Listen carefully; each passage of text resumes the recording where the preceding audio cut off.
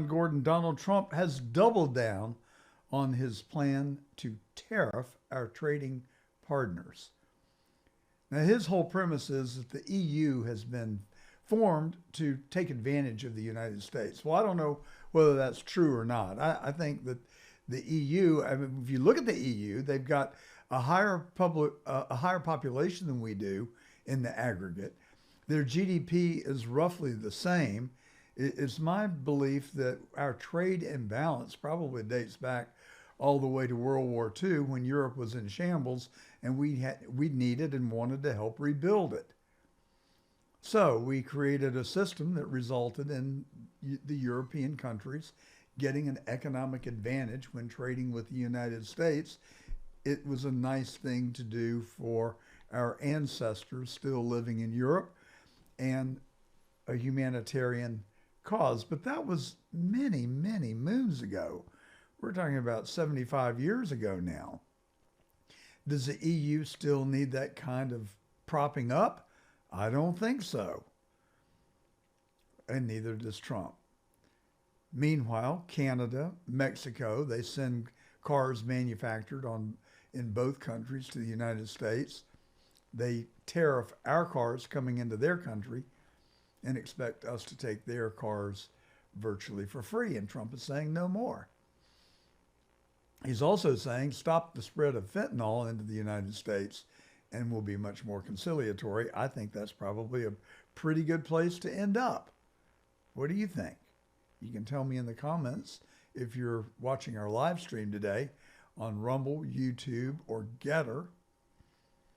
Come and join us there and subscribe and like if you like what we do every Saturday. But here's how Trump explained tariffs to Joe Rogan. We're trying to get cars built in the United States. Detroit has been really tough. It's been a disaster. They have a huge factory, a huge car auto plant being built by China in Mexico, make cars, sell them in the United States, put everybody out of business, right? Here we go again. I said, if that plant is there when I'm president, I will put 100 or 200% tariffs on every car. They'll be unsaleable in the United States. And they just announced they're not going to build the plant because they think I'm going to win. Think of it. They're not going to build the plant. This was the biggest plant in the world. It would have more than all of Michigan makes. That's how big. This is what we're getting to. And I said, if that plan goes up, I want them to understand if I win, I'm going to tax those cars at the rate of 100 or 200% apiece so that you won't be able to sell them in the United States. They just announced they're not going to build the plant. Yeah, I read this. I did a big favor for our country by doing that, and I'm not even there yet. To me, the most beautiful word, and I've said this for the last couple of weeks, in the dictionary today, is the word tariff. He has a unique way of making his points, doesn't he? You gotta love it. So 200%, the EU is pushing back on their tariffs, saying that they're going to be retaliatory. Trump says, no problem, bring it, fellas. Your wine and cheese and things that you're importing to the United States just doubled in price because we're going to tariff them 200%. And who are the beneficiaries of that? It's you and I, and people in California, in Washington and Oregon, and in Virginia who make wine, because they're going to have a surge in demand when we're no longer importing French and Italian wines and champagne. So what is it? I mean, I think that it's 50% serious and 50% bluster. Now, I could be wrong, but I've read Art of the Deal and I've listened to Trump now for 10 years or longer. I think he knows exactly what he's doing, and what he's doing is playing hardball. He's playing hardball for you and me. So if the markets are going to go into some sort of a conniption, so be it. I think he knows that. He expects that too. It's not what he wants, but we've got, at some point, you've got to develop a backbone, and you've got to be able to say right is right and wrong is wrong, and we're not going to be played anymore. What's the problem with that? What? I used to have a professor in law school. His favorite question was, what's the issue here? So that's what I say. What is the issue here? Who wants to not be in favor of balance of trade when there is not economic disparity between the two entities? The EU is as wealthy as the United States. Why are we subsidizing their trade? Now, if we want to work out something where we can produce it cheaper and we can import it or export it to the EU, and they've got things that they make cheaper and they want to export to the United States, let's just let cooler heads prevail. But there has to be a rationalization of the trade imbalance. That's all Trump is saying, and he's saying it for you and me. And most importantly, for the American worker, those auto workers who Joe Biden left hanging, dangling in the wind. Trump is rushing to their defense. They're going to be the beneficiaries. The wine merchants and the wineries are going to be the beneficiary, and all of their labor that work in those areas. And we've got a huge lever that we can use, and that is aluminum and steel, which is our primary product that we export to these countries. So here's what Trump said. Mr. President, are you bluffing? Is this just bluster? Thank you, Mr. President. Yes. A representative of Canada, the finance minister, are in town and will meet members of your administration during the day. Any chances that you will ban on the tariffs on aluminum and the ones that are planned for April 2nd? No. You are not going to change your No, mind? I'm not. Look, we've been ripped off for years, and we're not going to be ripped off anymore. No, I'm not going to bend at all. Aluminum or steel or cars, we're not going to bend. We've been ripped off as a country for many, many years. We've been subjected to costs that we shouldn't be subjected to. In the case of Canada, we're spending $200 billion a year to subsidize Canada. I love Canada. I love the people of Canada. I have many friends in Canada. The great one, Wayne Gretzky, the great. Hey, how good is Wayne Gretzky? He's the great one. But we have, I know many people from Canada that are good friends of mine.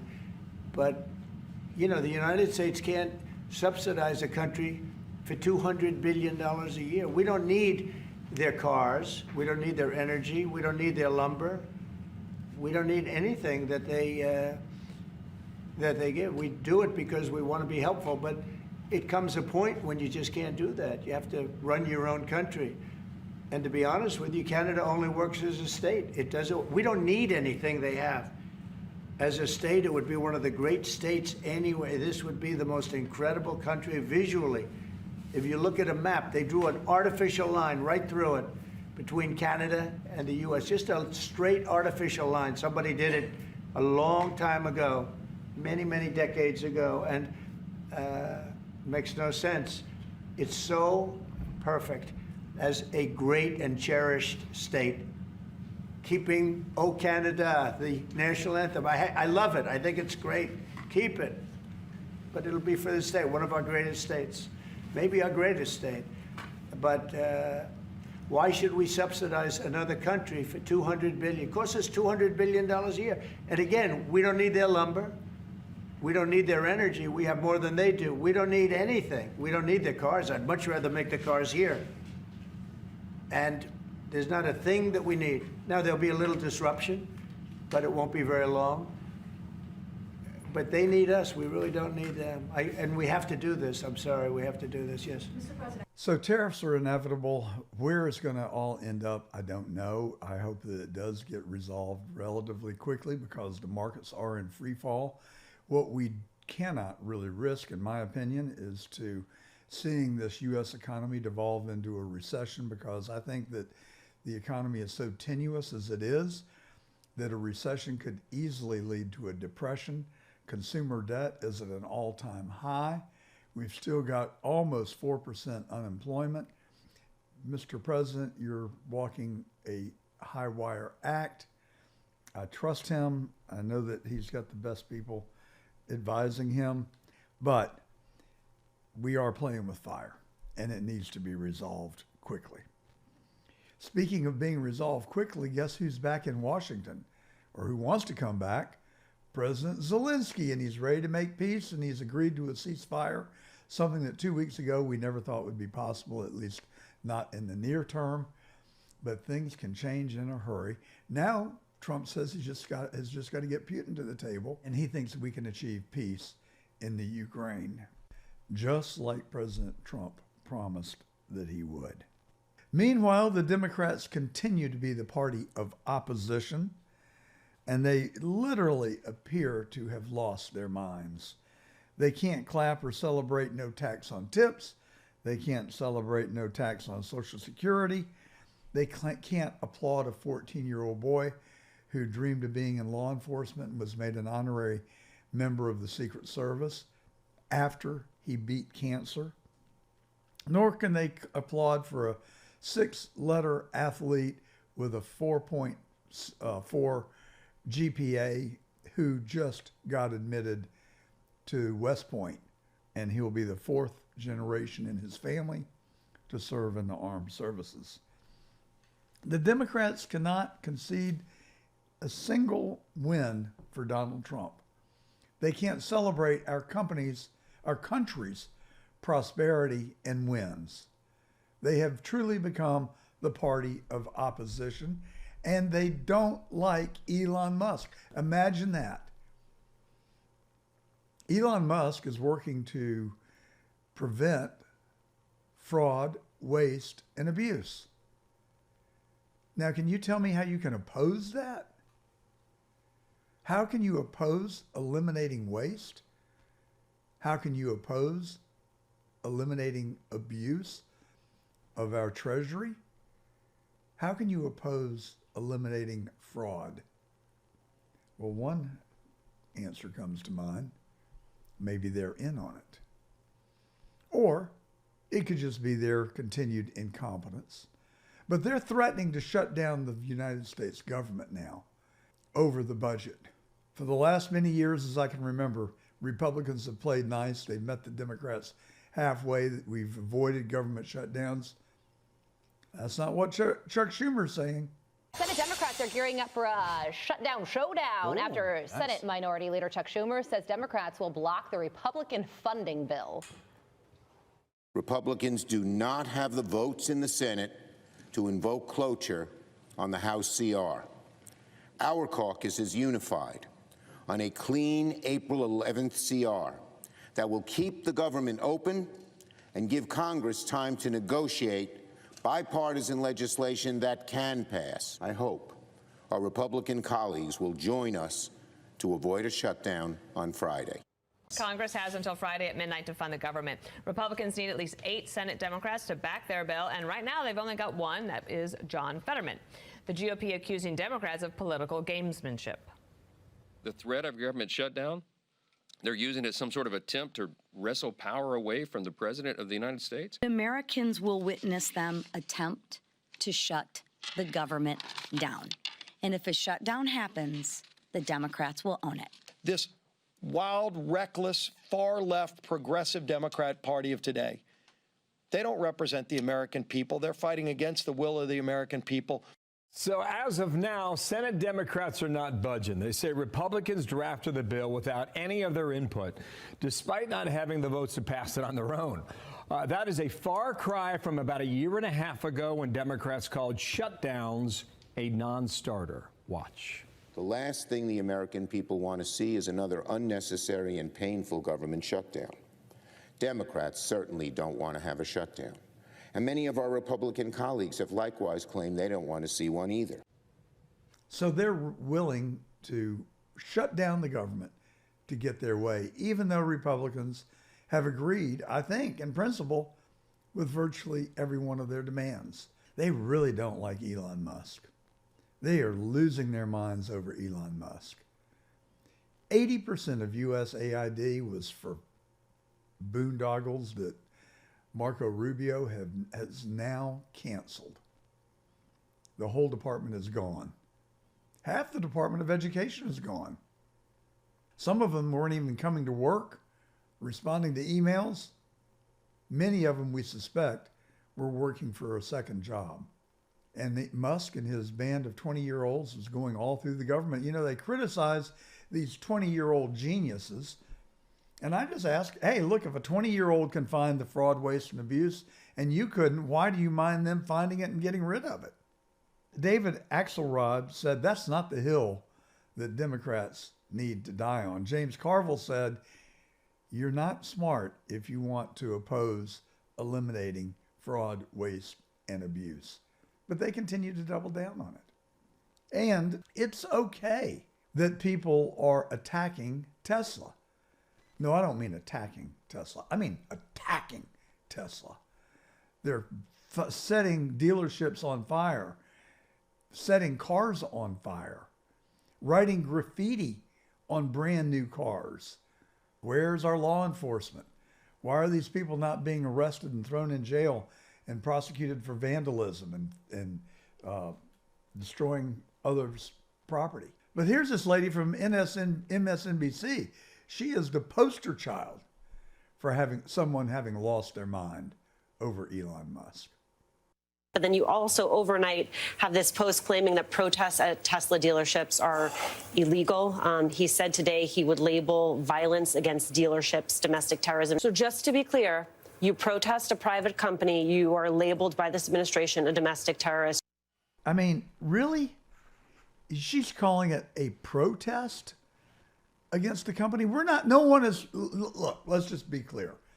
No one is denying anyone's right to protest Elon Musk, or if they want to extend it to Tesla, you know, I don't think that's fair, but you know, you're hitting my pocketbook. But if that's your First Amendment choice, have at it. You have that right. What you do not have the right to do is to go in and spray paint somebody else's property. You do not have the right to set the cars on fire. And you do not have the right to fire rifle shots into a dealership. Yet this lady from MSNBS is saying, oh, it's just a protest. No big deal. Well, I violently disagree with that notion. And so should you. But you know, things have a funny way of working themselves out. Republicans, who 2 years ago, only about 20% of Republicans would consider owning a Tesla. They identified it as part of the clean energy movement, the climate advocates. So they want no part of Tesla. Today, 62% of Republicans say they would buy a Tesla. They want to support Elon Musk, just like President Trump did on the White House lawn just this past week. Very simple. It's very simple. So it's literally like a golf cart that goes really fast. There's no gears. This is really amazing.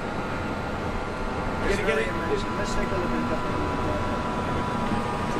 Mr. President, you're going to get wrapped in gold? I think Biden could get into that car. No, that's beautiful. Yeah. Mr. President talks about some of the violence that's been going on around the country at dealerships. Some say they should be labeled domestic terrorists. I will do that. I'll do it. I'm going to stop them. We catch anybody doing it because they're harming a great American company. You know, I've stuck up for the NFL. I've stuck up for a lot of American companies and other companies, but American companies. I did a very big favor for the NFL. I do favors for all of. When you heard an American company, especially a company like this, supplies so many jobs that others are unable to do, when you do that, those people are going to go through a big problem when we catch them. And we have you got a lot of cameras up. We already know who some of them are. We're going to catch them. And they're bad guys. They're the same guys that screw around with our schools and universities, the same garbage. And no, we're going to catch them. And let me tell you, you do it to Tesla and you do it to any company, we're going to catch you and you're going to go through hell. So we got a great show for you today. We're going to talk to Stanley Ridgley about the death of DEI. He calls it a hoax. I think it was. But how fast has it changed? DEI was on every major corporation's website 2 months ago, and now you can't find it, and they fired their DEI officer. We're back to the way the world is supposed to operate, and that is through competence and meritocracy, not based on the color of one's skin, sexual orientation, or beliefs. How fast did it change? I think there was a lot of pent-up demand among many people around that very issue. Mallory Staples was a candidate for Congress in Georgia, the 6th congressional district currently held by Rich McCormick, who has been on The Truth. And Mallory's going to come on and talk to us about the Freedom Caucus, the Georgia Freedom Caucus, and her efforts through that organization to bring reforms and improvements to our state government. So you want to stand by for that segment. You can watch all of our past segments now on our website, www.johngordon.tv.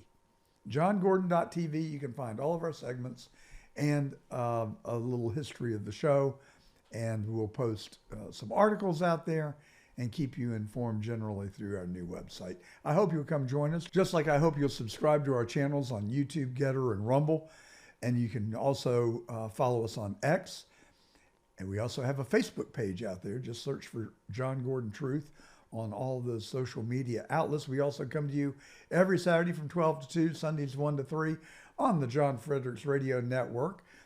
Just look up the John Fredericks Media Network on the web, and you can find a channel in your city and state. We're in Nashville, Memphis, Atlanta, Richmond, Norfolk, Pittsburgh, Philadelphia, and Morgantown, West Virginia. We also come to you on CDM Press. They have 13 digital platforms where they tell the truth every day on their media outlets. We are pleased to have and honored to have an affiliation with CDM Media Press and be part of their mission to find and spread the truth. And that is the truth. Let's get right to our first interview. It's now my pleasure to welcome a friend of mine to The Truth, Mallory Staples. She was a candidate for Congress in Georgia's 6th. She made a great impression on many, many people, and she's not done yet. She now works for the Freedom Caucus. That's the organization that Mark Meadows and Jim DeMint started to bring conservative values to Congress, and they have also formed state organizations like the Georgia Freedom Caucus. And Mallory, if I'm not mistaken, you are its director, correct? I am, yes. Proud to say. So I really am looking forward to speaking with you this morning and appreciate you joining us. I do want to mention that you just lost your mom, and I want to express my condolences to you and also tell you how much we appreciate your coming on to speak with us under these very difficult circumstances. So thank you, and God bless you. Thank you, John. I appreciate that. So tell us about the Georgia Freedom Caucus and what you're up to. Are we making headway? Well, before I ask you that, I want to ask you about Mark Meadows. I really applaud the work that he's done. I know Mark. He's, I think, a great guy. He's from Highlands, North Carolina, just up the road from us. I was really surprised that he didn't have a role in Trump 47's administration. Do you have any insight into that? I know that is surprising. I mean, I know he is entrenched in CPI, which is another institution that he started along with the Freedom Caucus. Conservative Partnership Institute.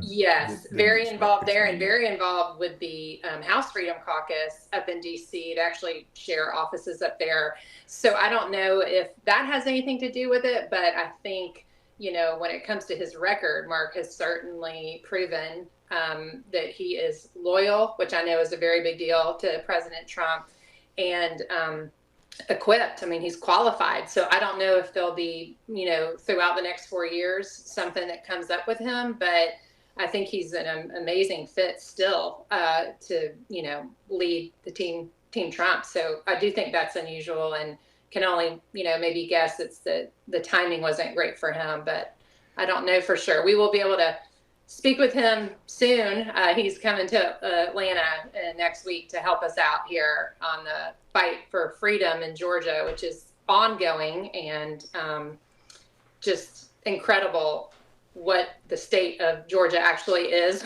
when it comes to conservatives. But we'll be with him next week at an event we have here. So we're excited to host him. So give us a little 30,000-foot view of the Georgia legislature and the dynamics there. The Senate has how many members? Is it 56 or 60? Mm-hmm. 56 is the number? Mm-hmm. And what's the split, Democrat and Republican? Republicans hold the majority. I believe it's 34, I think. Mm-hmm. All right. And then within the Republican ranks, you've got conservative Republicans, and then you've got rhino Republicans. Do you have a sense for what the balance is there? Yeah, it's really out of balance, actually. And one of the things we like to do as the Freedom Caucus is we bring the receipts. So we try not to be overly political, overly emotional, but just look at the voting records. That's the metric we use to determine if somebody's a rhino or not. We don't look at association, conversation, that kind of thing. We look at whether they hit that red button or whether they hit that green button. And so we have 4 metrics that we use when we look at legislation, and we really are the premier legislative watchdogs here in Georgia. We have a dedicated legislative director who reads every single bill and resolution that is put forward, which last biennium, there were over 5,000 bills and almost 1,800 resolutions. So it's a very heavy lift. It takes a full-time employee to do that. Most of the members of the General Assembly do not read all the bills. I would say from their own words, they really don't read most of them. They do whatever leadership tells them to do in their caucus meetings in the morning. And when you question them about bills, a lot of times they don't even know what's in them. Well, and if you do question them about what's in them, you get ostracized and put on an island, much like Colton Moore has yes. been banished and is persona non grata and kicked out of the Republican caucus, which I just find shameful and apocryphal, frankly, that they would treat somebody like that, who really has tried to stand up for the truth and be honest about his decision making. Yes.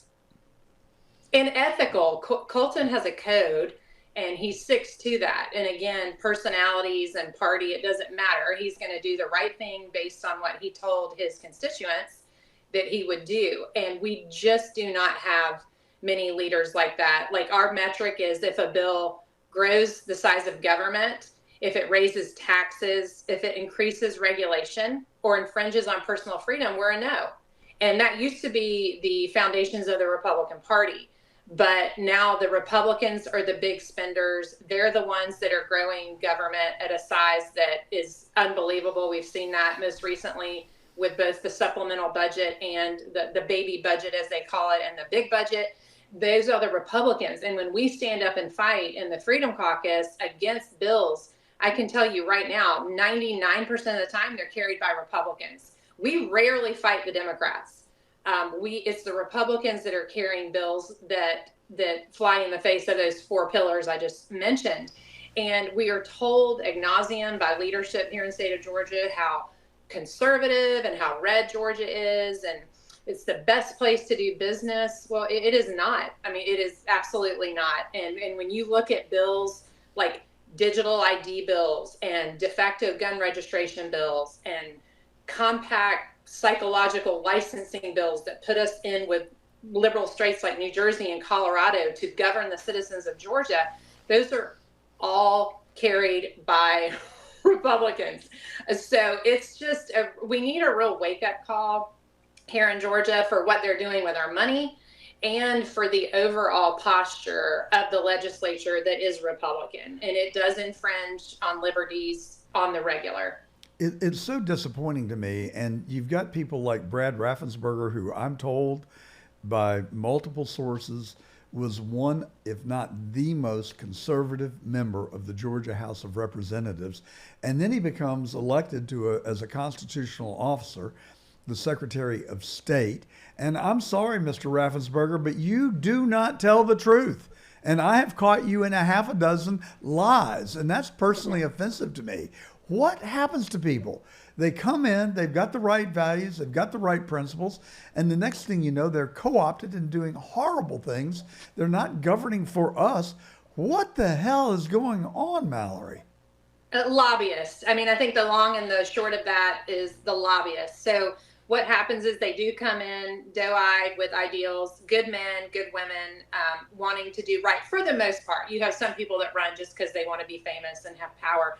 But ultimately, our government is run by the Chamber of Commerce. And so, and big lobbies like the hospital lobby, the pharmaceutical lobby, the chemical lobby, the electric motor vehicle lobby, these kind of things, the film industry, food and beverage, you name it, there's a lobbyist there. And they sit on these people and they treat them well. They sometimes pay for their apartments where they stay during session. They pay for their dinners. And over time, they just acquiesce. They bow their knee. Those groups certainly own leadership for the most part. And they are brought in. We have a freshman member of the Freedom Caucus who has, this year, who we have watched with fresh eyes, openly be threatened on the floor of the General Assembly in front of God and everyone, and they don't care. The leadership comes to them and tells them in the morning, this is how you will vote on these bills. And if you do not, you will not get blah, blah, blah. This is the end of your career. I mean, we saw Governor Kemp with tort reform bill, SB 68, openly threatened. I mean, it was kind of like DEFCON 5. The bill was not getting tons of interest. We were like, there's some good parts, there's some bad parts. It wasn't like a big red flag. And then the governor stood up and threatened to primary anyone who not just voted against his bill, but had the audacity to amend it. He was like, no changes, end of story. And if not, we will come after you. That is really the mafia style tactic that takes place. And I'll be honest with you, John, very few men or women have the intestinal fortitude and the steel spine to stand up like Noel Kahan has done in the House side and say, go for it. Go for it. And I will tell everyone what you've done to me, but I have an obligation to my constituents. And so they get threatened. I mean, it's incredible. It's incredible. And our chairman, Charlie Spurd, on the House side has put up with this type of abuse for years.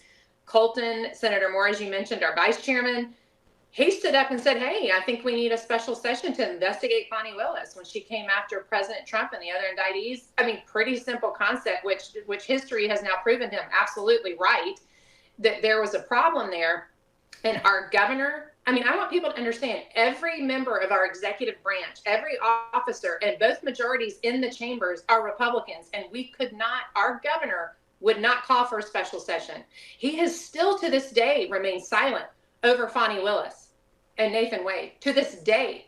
It's bizarre. And I get the impression, I get the sense that Kemp has a stranglehold on both houses of the legislature, certainly more in the House than in the Senate. And is John Burns his puppet? Absolutely. I would actually dare to say that John Burns is probably more liberal than the governor even. John Burns is not even a Republican.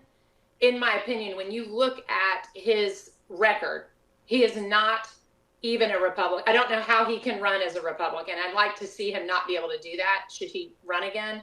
And there's efforts to do that. But he is not even a Republican. So how does Burt Jones survive in this swampy gold dome that we're living under?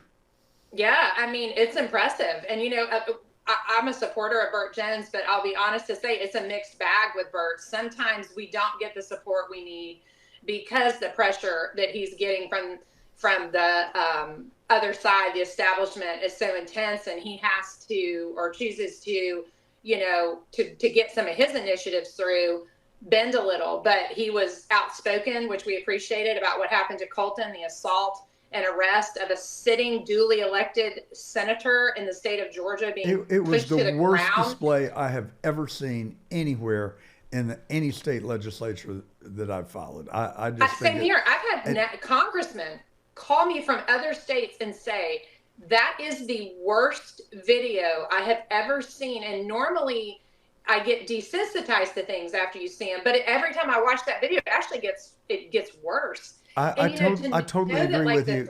And we had Senator Moore on our show the very next day, and he was transparent, he was candid, and I really appreciated him coming on. But the people of Georgia have got to have his back, and have got to have the backs of your Freedom Caucus, because you people are trying to bring reforms and change, and it's awfully difficult, isn't it? Especially when you consider the fact that I believe the number is somewhere close to 100 million that Kemp has got in his little war chest, and God only knows what he's planning on doing with that. But he has got some pretty serious political clout. He does, and I don't even understand it. It's just a lack of knowledge that his polling is so high as well. But I mean, you look at the governor's budget. You know, we have a $36 billion surplus. They took in $16 extra billion. None of that will get returned to the people. The Freedom Caucus are the only members of either chamber to put forward legislation to begin to reduce the income tax here in the state of Georgia, that over 6 years we would adjust and get rid of the income tax. And the governor's budget last year, they passed it seal clapping all the way like it was the greatest thing ever. And it was 0.1%. If we did that every year, it would take 54 years for the state of Georgia to come in line with our neighboring states who don't have any income tax. That is not conservative. And quite honestly, at the rate of spending, our budget is growing disproportionately to inflation. It is disproportional to all our neighboring states. We will never, ever see an elimination of the income tax in the state of Georgia. When we are giving away $13 billion in tax credits, some $900 million to the film industry alone, which are bringing in, that's a Trojan horse for a lot of these social issues that conservatives do not like, the woke agenda, if you will. Mm-hmm. And we're paying them to come do it.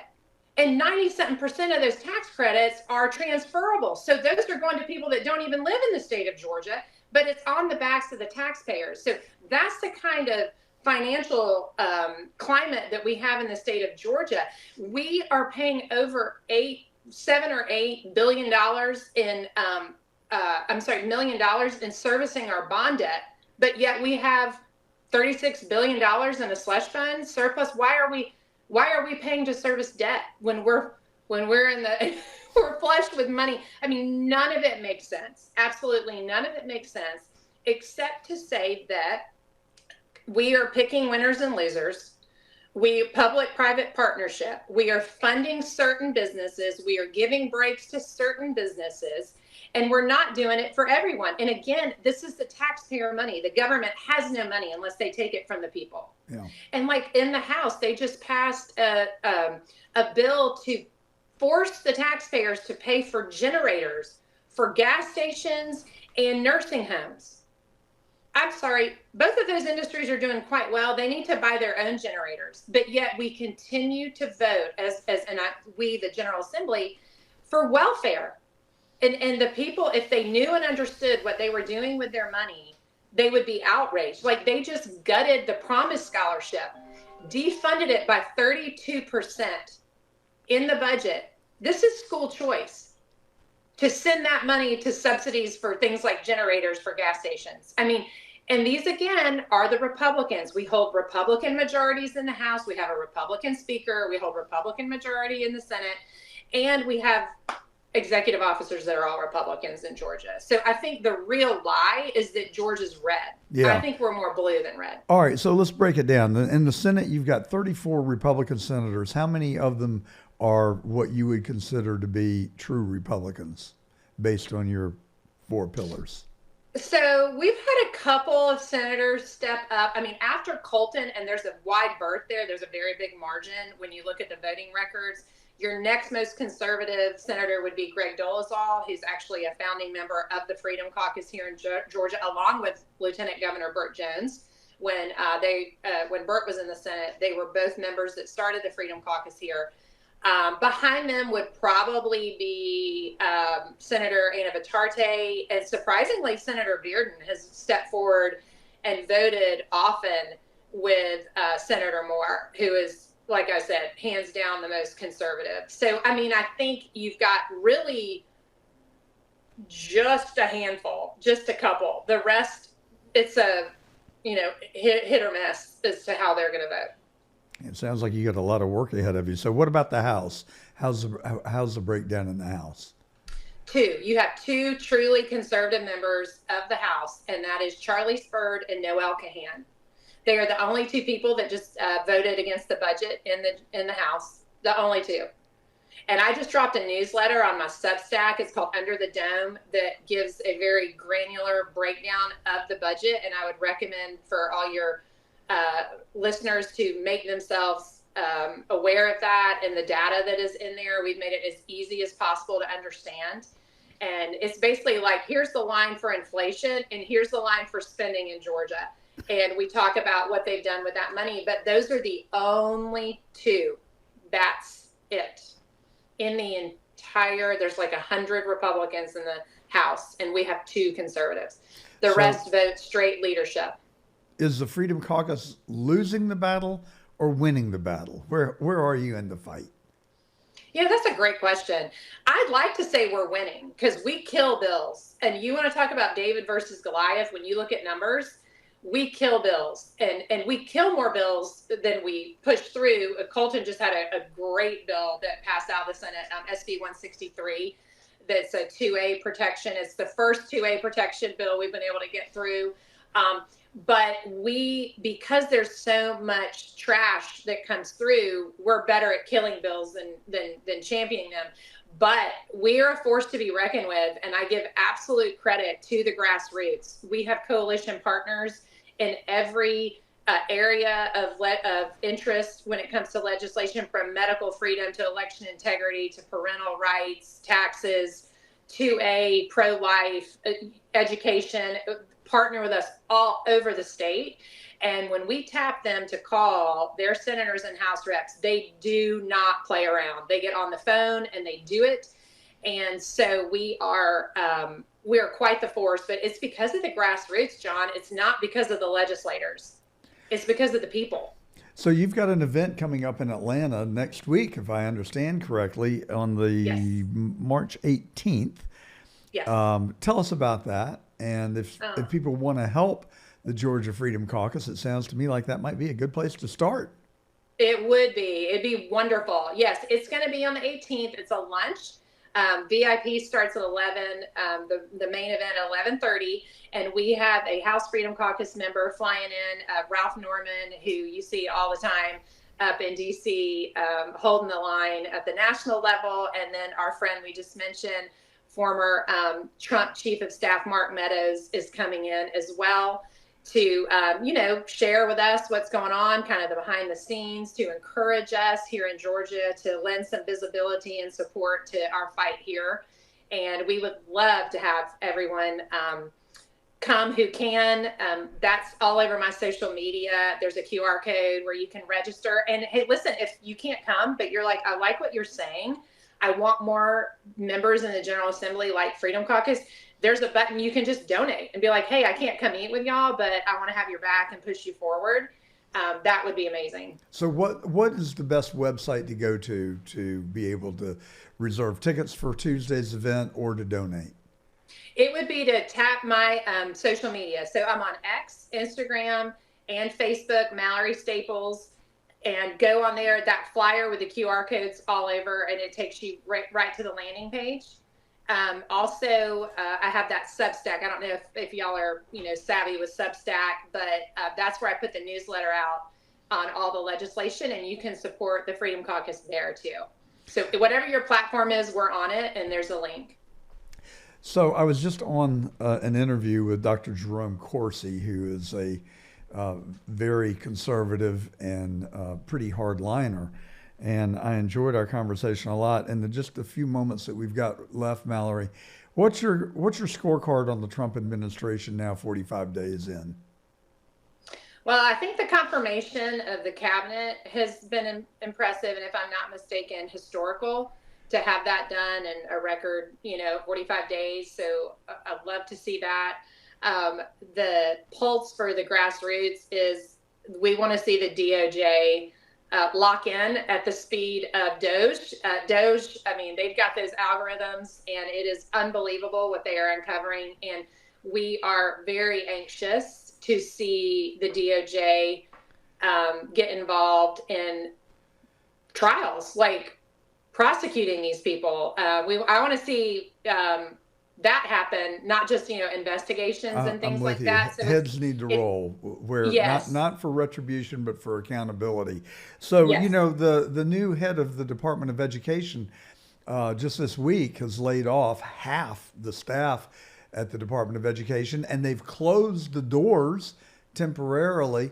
So that responsibility is going to fall back onto the states. Now, I don't know the makeup of the Georgia Department of Education today. I know that some years ago, when I was up to speed on it, we had put two of the superintendents of the Georgia Department of Education in prison for graft and corruption. I don't know what it's like today. Is the state of Georgia better equipped to manage the educational system in Georgia than the federal Department of Education? Well, theoretically they are. I mean, everything needs to be pushed back down to the state level. That was our founding fathers' plan. The federal government operates well outside of its constitutional jurisdiction. So that absolutely, yes. However, it is going to be, I think it will get worse for a minute before it gets better, because we are so entrenched with corruption and people that just ideologically do not align with the citizenry and have these rogue random agendas. And I think the education arena is just drenched in that. And so what it's going to require is for the people to get involved. Yeah, folks who are watching and saying this is outrageous need to run for their school boards. They need to start, even if they don't do that, John, show up at the meetings. We are supposed to be a citizen-run government, and we haven't been for a long time, and that's how we got here. That's how this stuff is allowed to happen, whether it's the spending or the ideological hijacking of what our country stands for. It's because the people haven't participated. So it 100%. Will require that people get involved and give up their free time to protect their country and their state. So real quick, two quick questions. One, Pam Bondi, Kash Patel, your assessment. So I was a little bit disappointed when Matt Gaetz stepped out, because I do think he, just from the fact that he doesn't take PAC money, I think he's the only member of Congress that didn't take PAC money. I was very excited for him. And then he stepped out and Pam stepped in, and I heard a mixed bag on her. And I was like, oh, okay, well, I'll just pause that and wait and see. And so as I've said before, I'm excited about her. I would like to see some action taken immediately. I think there's so much low-hanging fruit for just treason alone with people that have been governing for the past 4 years, whether it's in the military or across every arm of the government. So I want to see her step on it, as I said, Doge style. And then I'm a big Kash Patel fan, big fan. I know he has been there like the least amount of time actively, but I would love to see everybody hit the gas pedal. So I'm a fan of Kash's. I was very hopeful, but not as familiar with Pam Bondi and her background. I kind of heard both sides on that. So I'd love her to prove herself to be as MAGA as we're hoping she is in short order. Well, I've just got to say that as much as I supported their nominations and I was cheering for them, I share your sentiment about Matt Gaetz, who I know and think that he's a really good, honest truth broker. But I have to say, I am disappointed and I am concerned about the lack of results now, a month and a half into the new administration, with respect to the JFK, RFK, MLK, and Epstein files. We were promised on day one they would be released. And then Pam Bondi says, oh, they only sent me 200 pages and there's another trove of documents that they've shipped out by the deadline. But let me tell you something. Those documents, I mean, they're not in paper form. She's got the highest security clearance she can have. All she has to do is log on to the FBI website and go to the files and look at them. And if she wants it in paper, print them out herself. But that's a bunch of BS that they didn't deliver the documents. I guarantee you, they are online and that she has access to them. So that makes me wary. And the fact that nothing has happened of substance yet really does concern me. And I've been a student of the JFK assassination for the last 60 years. I feel like I've got a lot of insight into who killed Kennedy. Now I'm beginning to wonder whether my hypotheses are correct, because the fact that I think everybody in America that is bothered to look suspects that the CIA killed Kennedy. And the fact that they haven't released the information, which would just confirm what we think we already know, makes me wonder if there's not something more sinister going on. A lot of people feel like Israel may have had a hand in it, and I think that there is suspicion that Epstein may have actually been an agent of Israel rather than our own CIA. Dr. Jerome Corsi told me this morning he thinks he was a triple agent and was working for both security agencies as well as MI6. So I don't know, but it sure is disappointing thus far, and I hope that we get the answers that we were promised by all of these people. I agree. And quickly, let's go. Let's go. Trust us. We'll deal with it. We'll handle it. But this government, I think, is rotten to its very core. And I also want to know what happened in Butler, Pennsylvania on July the 13th. Was it Thomas Maxwell Crooks on that AGR building roof? Or was it this other guy named Maxwell Urich, which is a topic for another day? But I continue to remind our listeners that I think that Maxwell Urich is the key to what happened in Butler. We need to know. So finally, Mallory, thank you so much once again for coming on. You made a really good name for yourself when you ran for the Georgia 6th Congressional District against Rich McCormick, and you lost the primary to Jake Evans. Jake Evans, thank you very much. And but you came out of that race with a very good following and a good reputation. What is next for Mallory Staples?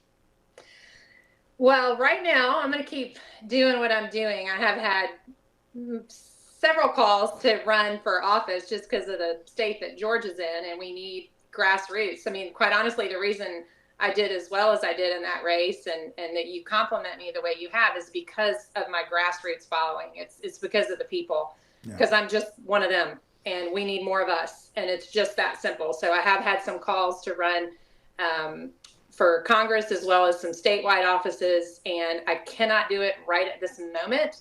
So I will keep exposing what's going on here in Georgia and trying to protect the citizenry from these bills, and we'll see what happens in the next handful of years. I imagine I'll run for something. I'm just going to choose my family right now. I have younger children, and I'm going to choose them for the moment. I know God honors that, and there's certainly work for me to do, but I think probably on the horizon will be another run for something. And what grade do you give your former opponent, Rich McCormick, for his performance in Congress? I feel like Rich has, when it comes to fiscal issues, he has voted similarly to what I would vote.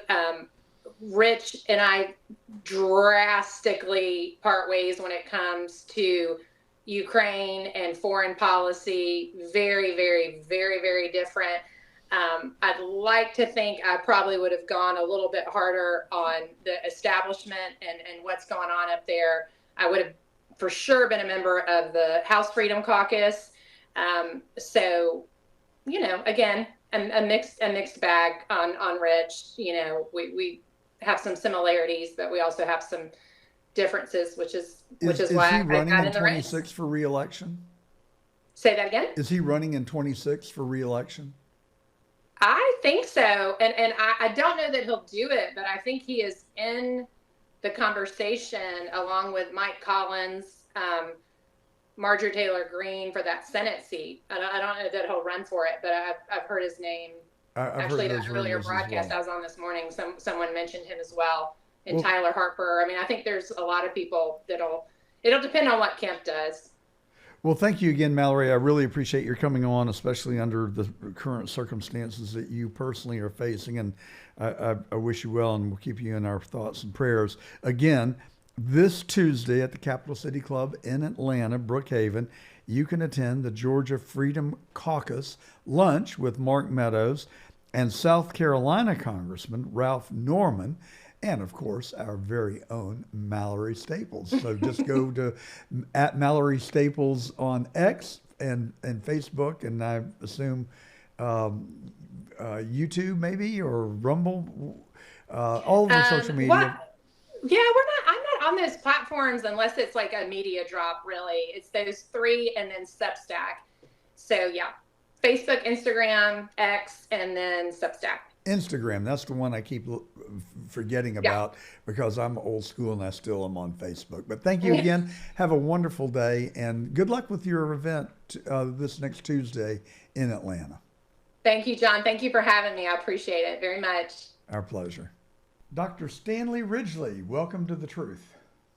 Thanks so much, John. It's a pleasure to be here. I heard a lot about your show, and I'm eager to address you and your erudite audience about these issues of higher education. Well, I really appreciate that. And for our listeners and viewers of our live stream, Dr. Ridgley is one smart guy. I hope I can hold a conversation with him because he has got a PhD from Duke, which is a wonderful school in the South, and an MBA from Temple, and he is currently a full professor of management at Drexel University in the city of brotherly love. So Dr. Ridgley, thank you for coming on, and you have got a new book called DEI Exposed. What a compelling title that is. Well, I think this topic is compelling, especially since I expose a big scam or a big con that's being perpetrated on Americans' higher education on our campuses. And I think that someone needed to expose these folks because the con was being swallowed, the swindle was being executed on our campuses, seemingly with impunity, seemingly with the complicity of our administrations, our folks who are raising lots and lots of revenue off of parents' tuition and paying bureaucrats, DEI bureaucrats, diversicrats as we like to call them, exorbitant salaries to train people to basically hate and hate each other and treat each other with undue hyper suspicion. I think it's a terrible thing that's been going on, and it's been going on for way too long. Well, we had a very controversial period in Atlanta with our premier private school, K through 12, Westminster. And it was formed on Christian values. And then somewhere along the line, they lost their values, and it is now referred to as Wokeminster. And my wife attended school there for 13 years, kindergarten through the 12th grade. Two of our three sons were Alpha Omegas at Westminster before it went woke. It used to be such a wonderful school, and then it just got infested with this liberal ideology. And, you know, the problem is that it costs a lot to send your children there, but then they take our money and use it for purposes that we had no intention that they use it for. But especially in higher education, you've got this thing called tenure. So it basically makes the professors untouchable, does it not? Yeah, I think it does. And I think that we need to expand our understanding of who's propagating this nonsense on the campuses, that professors who have tenure pretty much want to do their research, do their teaching, and their service, especially those in the science fields, engineering, computer science, that kind of thing, mathematics. The real culprits of folks who are activists on the campuses are usually in the social sciences like sociology, political science, and liberal arts history, and that kind of thing. And of course, our bureaucrats in the system.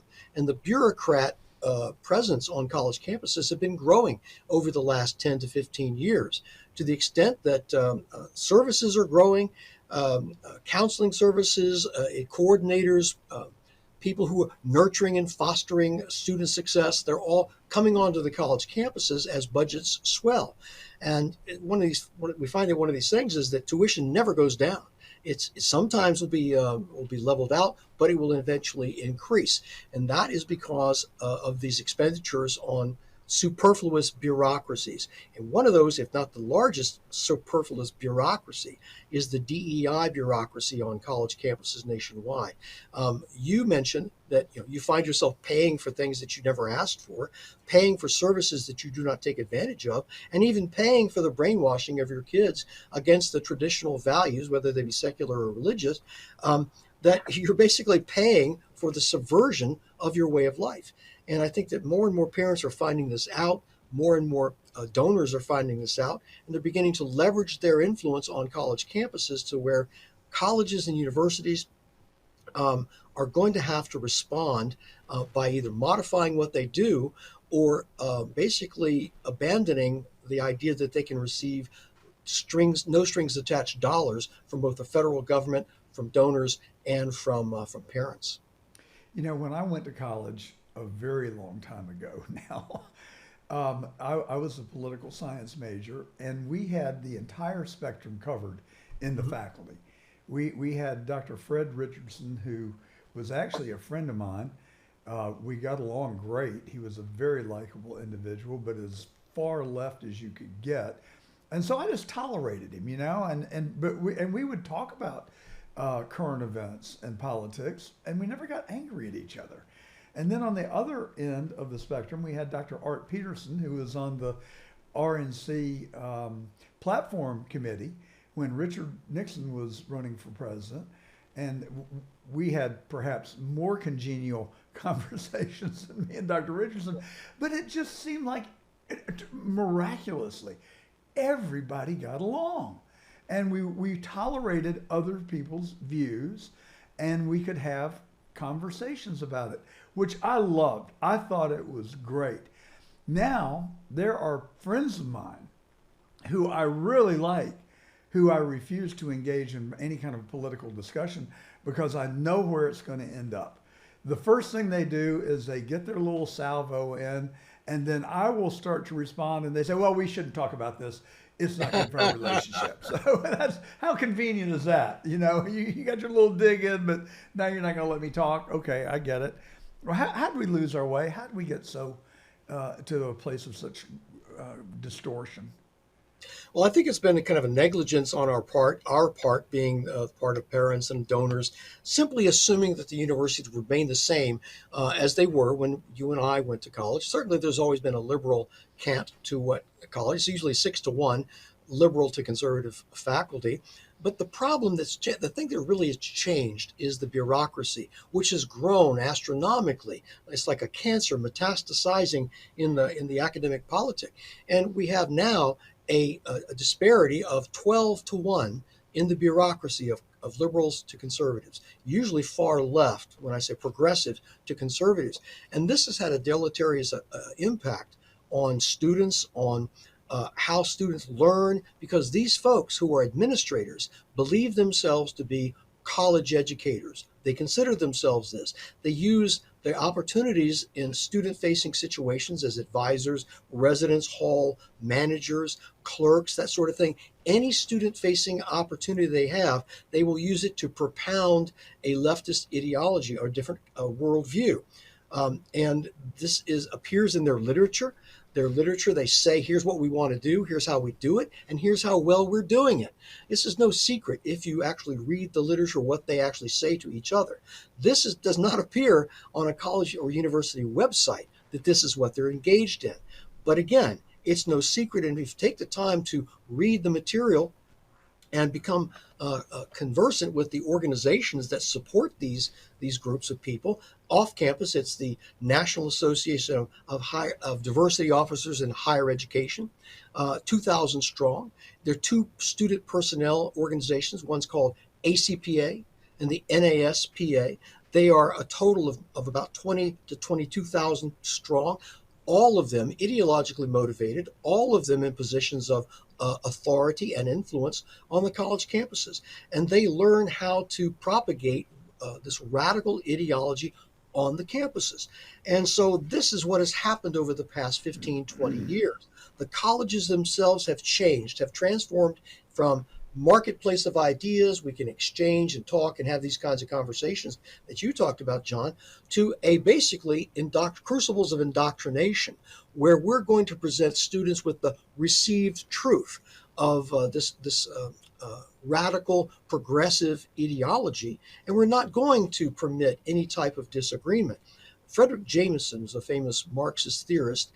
He's in his twilight years now. He said when I was at Duke University, he said this: the purpose of the university is to train cadres, student cadres, for the struggles of the future. The struggles, of course, being a class warfare, being a Marxist struggle, him being a Marxist. And that's how he viewed his role on the college campus, not exposing students to the Matthew Arnold's notion of the best that has been thought and said, and to perhaps convey that to subsequent generations, but rather to train students in a received truth of Marxism in his case. And that's what we're seeing right now, that the idea that we're going to train people to be critical thinkers, well, no, we're not going to train you to do that. We're going to train you to accept what we tell you is the truth and proceed from that.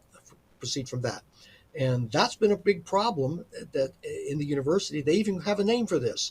It's called transformative education. And you have one of these personnel management organizations called ACPA. Their motto is boldly transforming higher education. This is a student personnel group. It's not a group of faculty. These are people who are utilizing their positions in student-facing positions to boldly transform the university in a transformative process that is moving farther and farther left. So how do you survive at Drexel University as one out of 12 conservatives, if those numbers hold true at Drexel? But what's life like for you on campus there? Oh, I'm heavily embedded in the university hierarchy in the sense that I don't boycott these training sessions that a lot of people that are offered, these DEI training sessions. So I go to everyone I possibly can. I think it's important to understand what the enemy is saying and doing, and who they're doing it to. Do you speak up? Yeah, I'm sorry. Yes, I can. I think it's important to understand. No. I don't mean here. I mean in those meetings. Do you speak out? Oh, yeah. Well, I'm happy to. No, my wife will tell you she can't shut me up. I'm more than happy to speak up and to point out the inconsistencies. But I will tell you that a lot of the material that they offer in these, when I'm present, the material is bowdlerized and carefully crafted so that certain topics are not broached and certain languages not used. How can I possibly know that? Well, I have lots of friends who go through these same programs, and I describe what I experience and they describe what they experience, and it's significantly different. And so I think that they curtail their frankness, their candor when I'm around. I don't have any problem with these folks on the campus. I deal with a lot of smart people in the sciences, technology, engineering, and math fields, in business, economics, and for the most part, these folks are pretty spot on.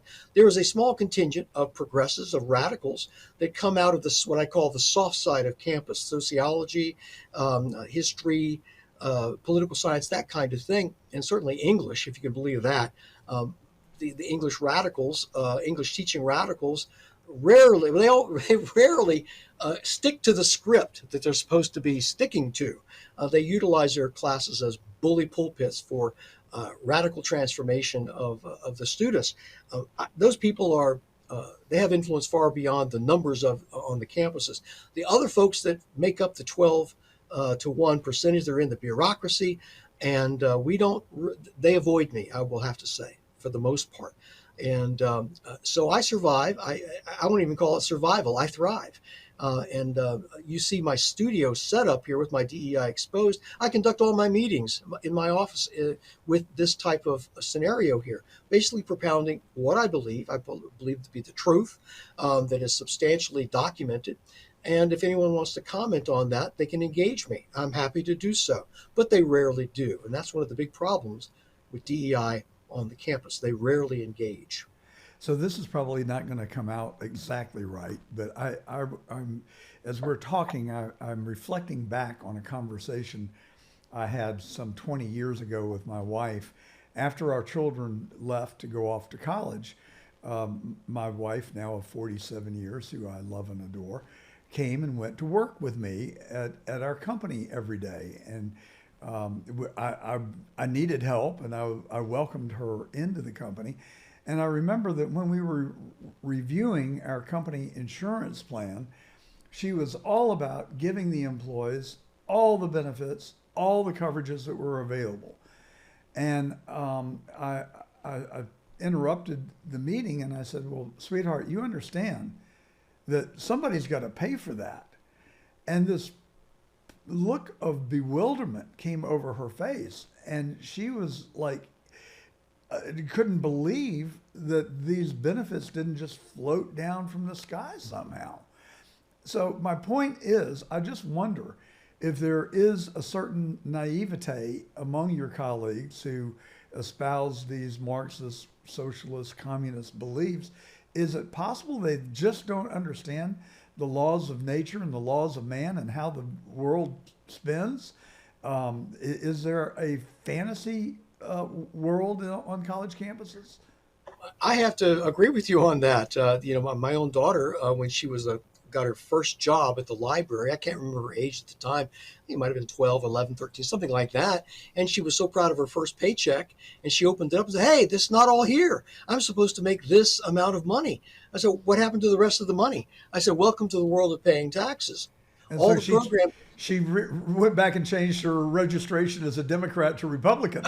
Yeah, well, she's a young lady, and had thought that all these great things that you had just mentioned kind of fell from the trees. It's a world of scarce resources that business people understand we live in, and you have to make trade-offs, and you can't have everything that you want in unlimited quantities. If we could, well, we wouldn't even have the science of economics because we don't have to economize. We can simply do what we want as much as we want for as long as we want.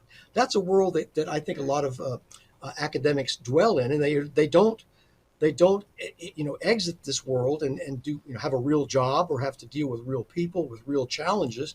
They stay on the campuses almost their entire working lives. A lot of them moving directly from undergraduate to graduate work, and then on into their time on the campus as a professoriate. In the professoriate, no, they do not have a real grasp on the challenges that real people have to deal with.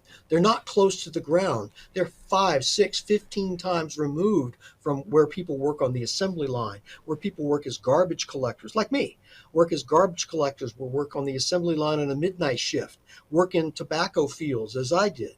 And you have an idea that, well, we work for what we get, a full day's pay for a full day of work, and that you simply can't snap your fingers and say, well, we'd like to have all of this. We'd like to have fiddlers on every corner. We'd like to have a full lunch for every person.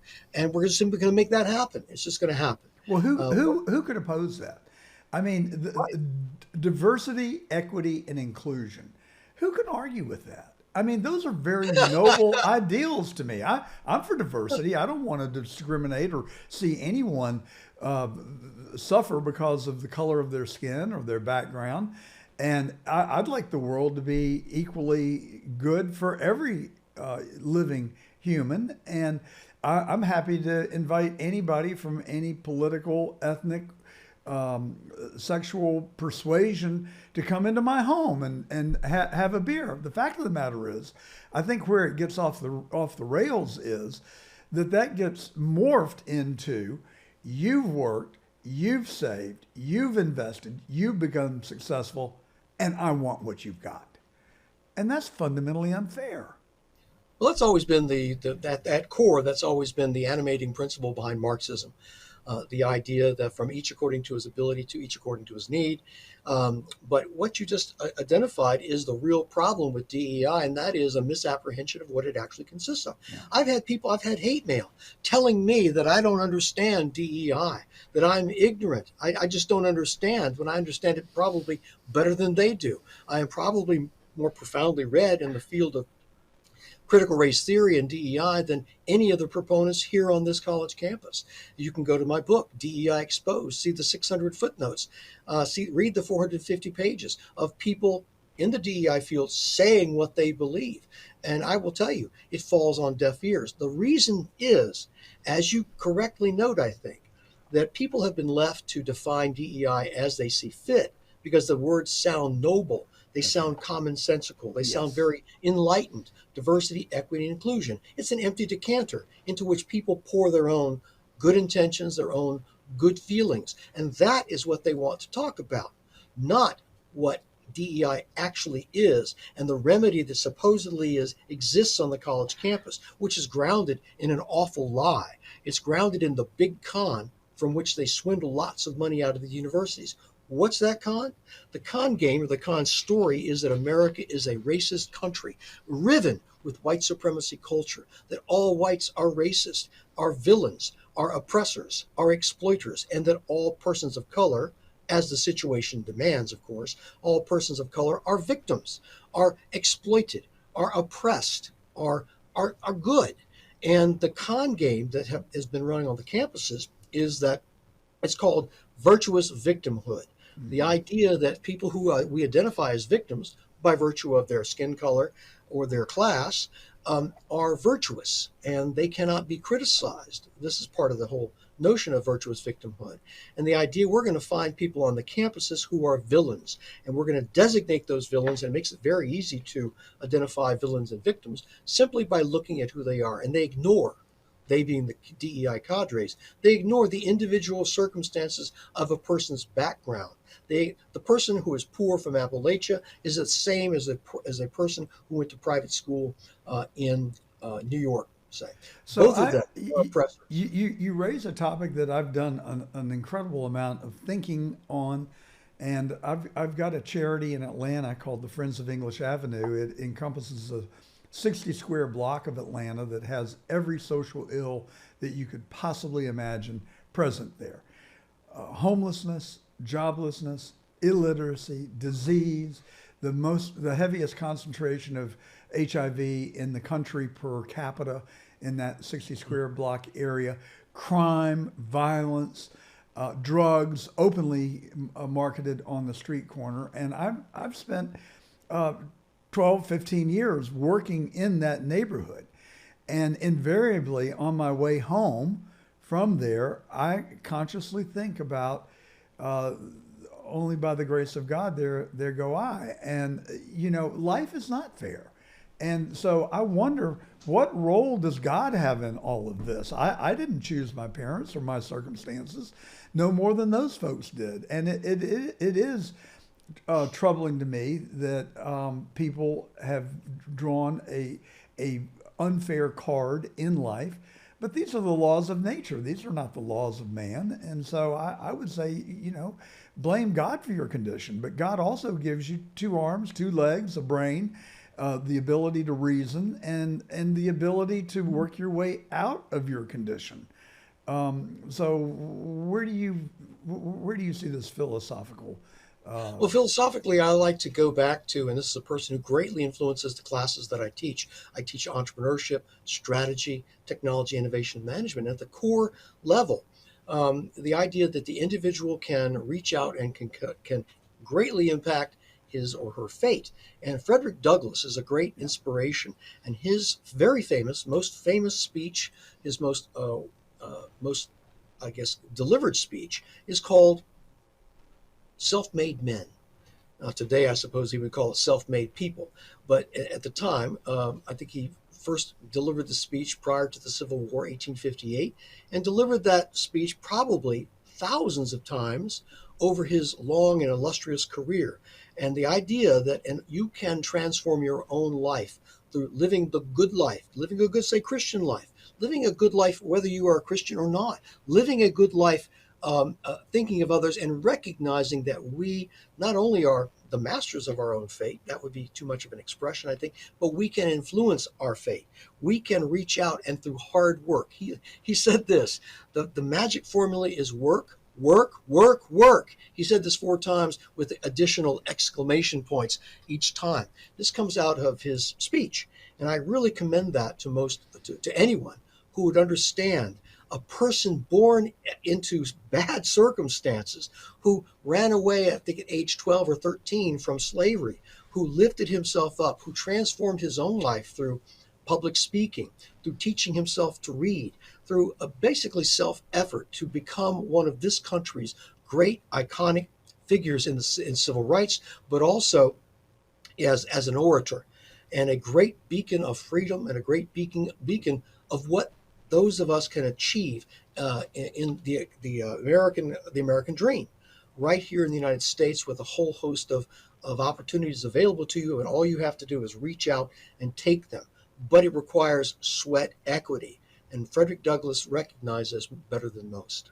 I could not agree with what you said more, or what Frederick Douglass said that you've repeated. It gives me a notion that maybe we should coin a new phrase: "Don't woke work." Well, that has a certain rhyme to it, certainly alliterative, and don't woke work. That's I can't disagree with that. I think work is greatly undervalued. The idea that you can achieve great things. I think it was Thomas Edison who had the very famous quote that, a lot of people miss opportunity when it knocks because it comes dressed in overalls and looks a lot like work. Yeah, and I was lucky to have a dad and a good role model and a mom who loved me. And my dad grew up on a farm. To this day, I'm no good in sports. I try and I work hard at it. I didn't acquire those skills as a little boy. But I did acquire the skill of work. He grew up on the farm, and he was expected to come home and do the chores. Well, I didn't grow up on a farm, but I damn sure did the chores when I came home if I wanted to eat dinner and have any privileges. It seems to be a value that we may have lost in our society today.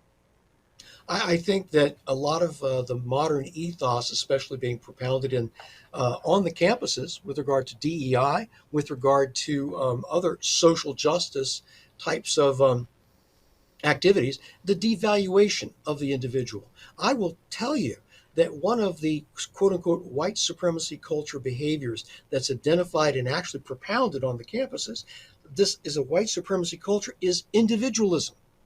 And so you have it being denigrated, this success behavior, this idea that I can do things, I can do great things, is being denigrated in favor of a kind of a collectivist view.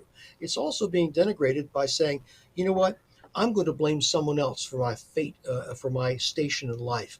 I'm going to externalize my blame. I'm going to blame the world for not recognizing my genius, not recognizing my generosity of spirit, not valuing me enough. And I really treat this at length in DEI Exposed to explain and expose the mindset of the people who have internalized a really bizarre ideology and a really bizarre view on life. It's very paranoid in its expression.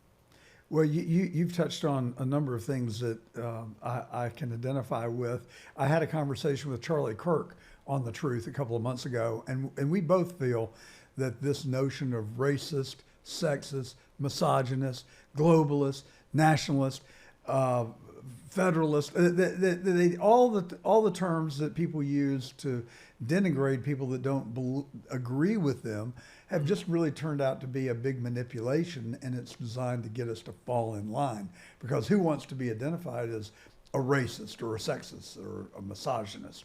I mean, these are horrible labels to have attached to an individual, and so people withdraw from a healthy discussion for fear, I think. You cannot have a healthy discussion with these folks, certainly the DEI folks. And I talk about this con, I mentioned at the very beginning, the con game of virtuous victimhood. And this has been generated as some of the traits that you just mentioned. There is a malevolent series of psychological characteristics that go along with the DEI swindle. And they're called the dark triad of psychological traits, which incorporates narcissism, Machiavellian manipulation, and of course psychopathy or lack of empathy for other people. And it's called the dark triad of psychology traits.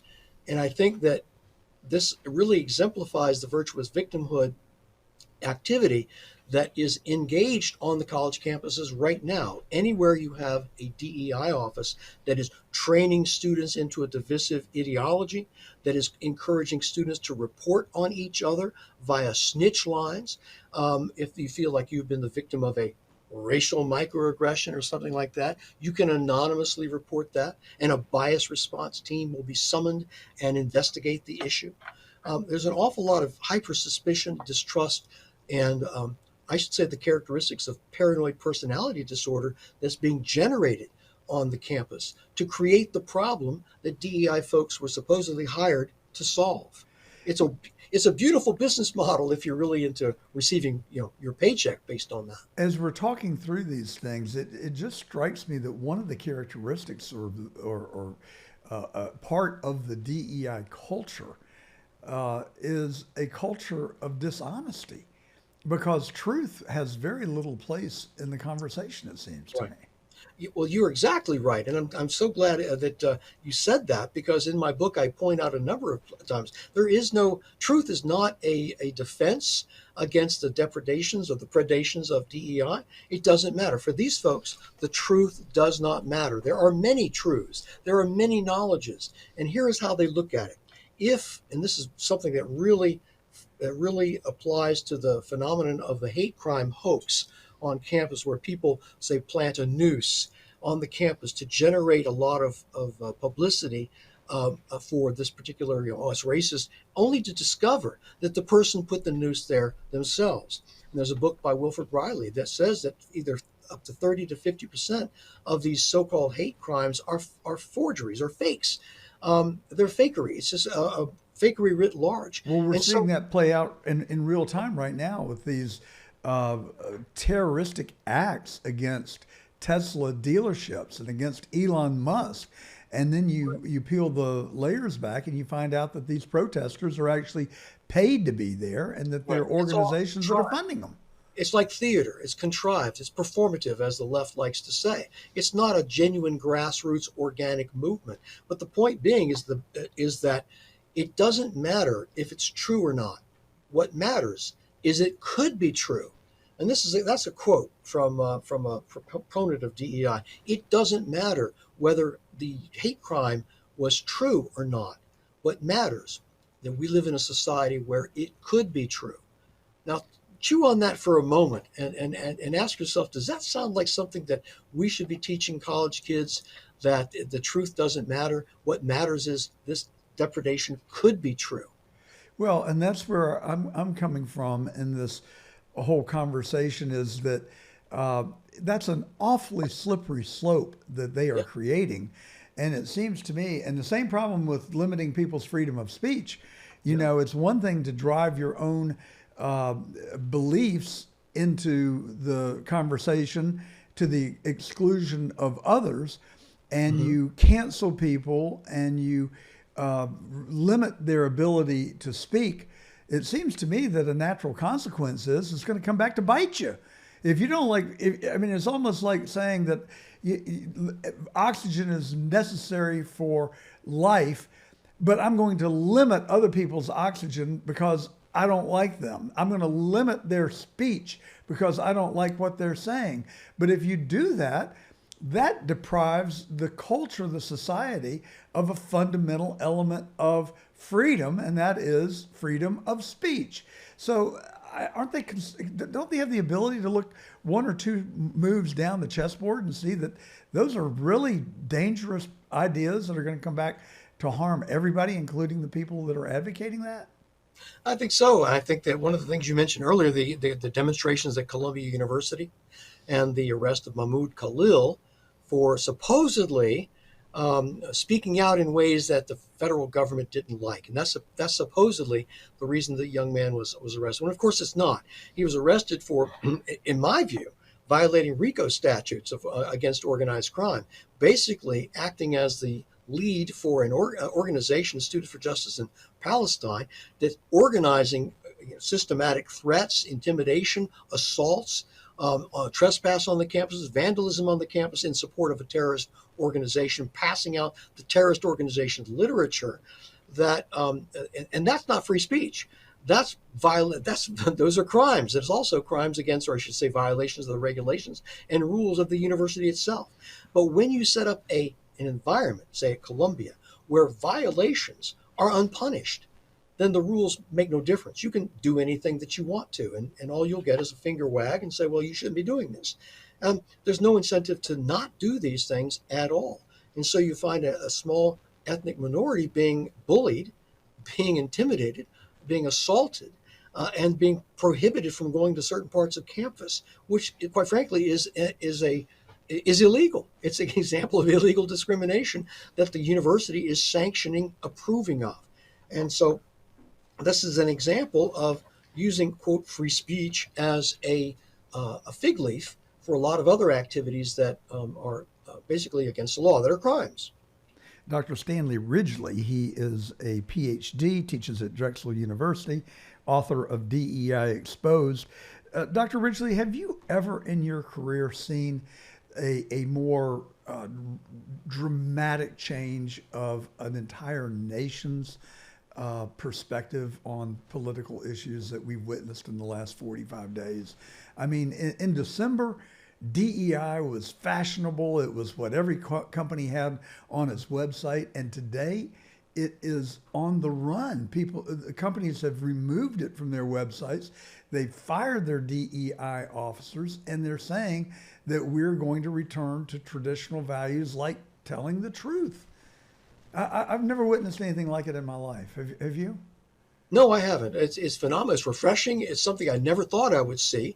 I saw something similar upon the assumption of office by Joe Biden with the signing of his 78 executive orders that was basically transforming the United States into an unrecognizable funhouse mirror of itself, basically stripping the country of its protections and basic physical security protections, and basically elevating a lot of bizarre principles to the status of commonplace. And I never thought that I was hopeful that we would see a recoiling from this type of bizarre embrace of the abnormal, a bizarre embrace of an alien ideology that seemed so anti-American as to be hard to believe. And here we have the days since January 20th of this year. It's been phenomenal. Not all of this has been well received, but that's to be expected. But I will say that the vast majority of American people are delighted, just as you are delighted, just as I am delighted, that and in stark disbelief that this wonderful cascade of actions of restoring American greatness, restoring American security, restoring education, restoring our society, restoring our economy to its rightful place in the world, kind of a celebration of American strength.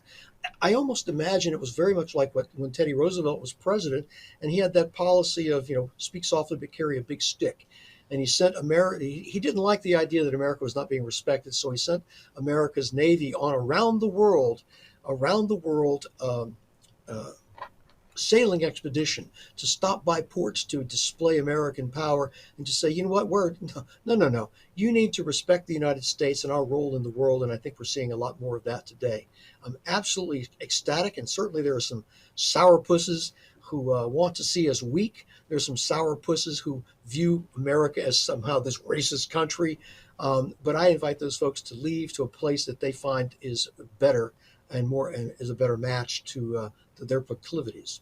So you were a former military intelligence officer, yes, and which I think gives you unique qualifications to talk on this. Are you concerned about the deep state in America and permanent Washington and our intelligence community that seems to be behind a lot of things that are very bad that have occurred in our country in the last 60 years? I think that we shouldn't give our intelligence agencies a pass. Certainly not. I think we've seen this kind of thing before. The idea that the FBI is spotless or the CIA is spotless is absurd.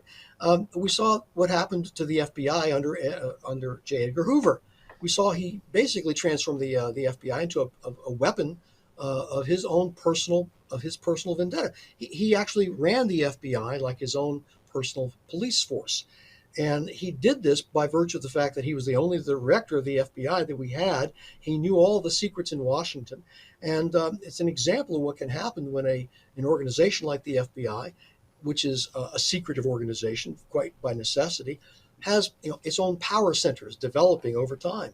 And I think Kash Patel is going to do a great job as an outsider coming in and unearthing these types of power centers, breaking them up, and returning the FBI to its position as an esteemed law enforcement organization. Same with the NSA, the National Security Agency, the CIA is going to develop a culture. It's going to develop because of its protective nature of its secrecy, is going to naturally, and I'm saying this not with any particular knowledge of it, naturally exceed the mandate, naturally exceed the boundaries of what it ought to be doing. And I think that every now and then a house cleaning is necessary to return our agencies to the control of the people. And their well, I like what you said about Kash Patel, and I share your enthusiasm with an asterisk. I am disappointed right now. After 45 days, we were promised that we would get the JFK files, the RFK, the MLK files, and the Epstein files. Pam Bondi had the files on her desk and was going to release them on Tuesday. Then, oh no, they didn't deliver all of the documents. Well, that's a crock because the documents aren't really documents. They're documents on a server somewhere. She says in the Southern District of New York. I can't imagine that the Attorney General of the United States can't log onto her computer and look at every document that is on any FBI server in the United States or the world for that matter. And that's where the documents reside. What's going on? Why have we not gotten the documents, the electronic files, the evidence released to us like Kash Patel said would be done on day one, like Donald Trump told us was going to happen, like Pam Bondi said they were going to have them on Tuesday about 3 weeks ago by my count? I have no idea because I have no connection to that. I can speculate just as a lot of other people speculate. I'm speculating that perhaps there's other information involved in the documents, as you said, the documents that prohibit their release until they've been scrubbed, et cetera, et cetera. But I can also suggest that Epstein was probably involved, and it's pure speculation, and I give that caveat. He might well have been in the employ of certain of our intelligence agencies, given his access to a lot of important people, might have been on someone's payroll. Again, it's just pure speculation of what might be. Well, it's not pure speculation because the rumors abound. And we look at what happened in West Palm Beach when Epstein was prosecuted for child trafficking. They went easy on him. They went light on him. And when the then current district attorney went to Washington for a confirmation hearing, he was point blank asked, "Why'd you go easy on Epstein?" And he said, "I was told to by the CIA." Hello? Now, that's not speculation. That's on the record. And we have reasons for believing these things.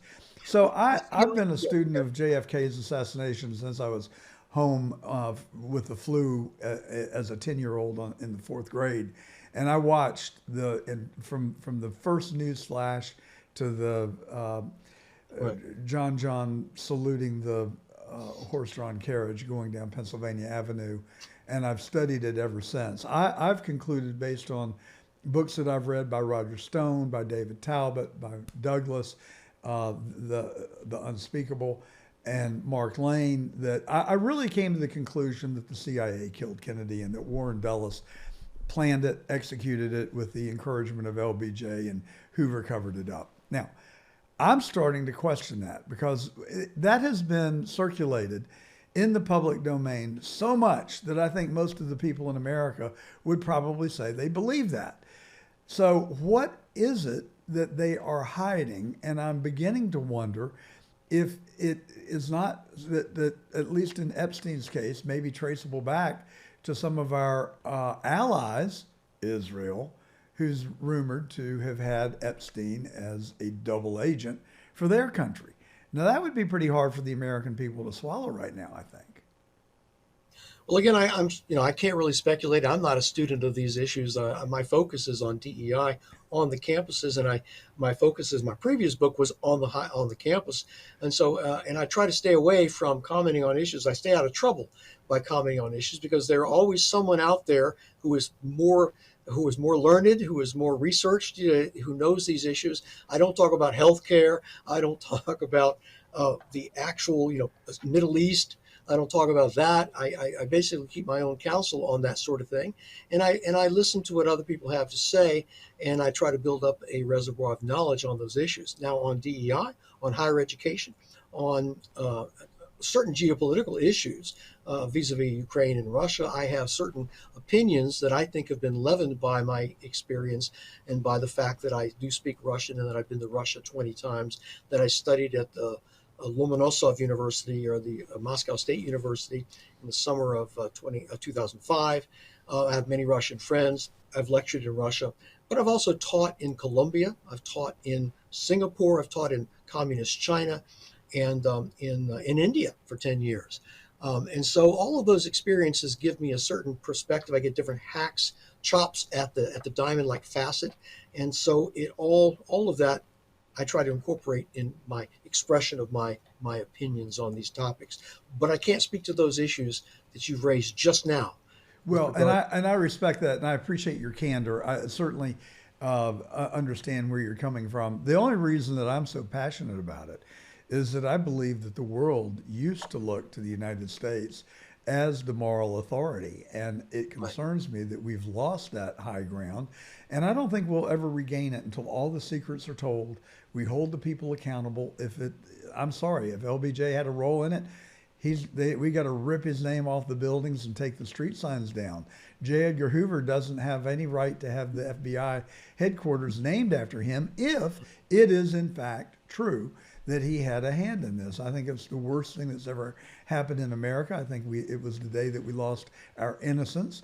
And I remember watching Ed Sullivan and Lassie and Dennis DeMenace and on television as a youngster, and I walked down the sidewalk with my dog Spot from North Main Street to South Main Street to visit my grandparents, and there were no children on milk cartons. I yearn for the return and get back to those days, and it may just be my fantasy that we will do it, but we're going to keep working and plotting to do that because we live in the greatest country on earth, and I want to keep it that way. And I'm sure you probably remembered, Walt Disney's Wonderful World of Color, and Mutual of Omaha's Wild Kingdom is part of that whole. Well, we watched Walt Disney's Wonderful World of Color on our lone family black and white TV with rabbit ears, so I have dated myself. Well, that's when Disney wasn't a bad word. I think. That's exactly right. Dr. Ridgley, it has been a pleasure. Thank you so much, and I hope you'll come back on. And author of the book, DEI Exposed, and I think it has been an enlightening, fascinating conversation, and I appreciate your contributions to making this world and our country a better place to live. You've certainly highlighted an important topic. I do appreciate being on your show and having this wonderful conversation. I want to encourage your viewers to check out DEI Exposed on Amazon.com. That would be the favorite place to go for a number of reasons, but here it is, just to show you it actually is a real book. I'm reading it again myself to refresh my interest and knowledge on these issues. Thank you so much. Well, I'm going to order it and I'm going to read it. And when we meet in person, I'm going to ask you to autograph it for me. And so I look forward to both reading the book and meeting you in person someday. Thank you again for coming on The Truth. Come back soon.